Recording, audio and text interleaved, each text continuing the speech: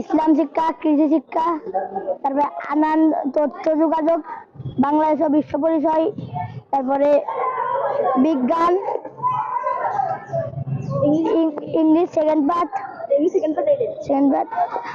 আনন্দ, আনন্দ কি জানো, আনন্দ পাঠ, তারপরে গণিত, বাংলা ব্যাকরণ। বইটা কেমন লাগছে? ভালো লাগছে। এখন এই বইটা যে পাইলে এখন কি করবা? তোমার পড়াশোনা করবো, বাসায় যে পড়বো, দেখবো, আমার অনেক ভালো লাগছে।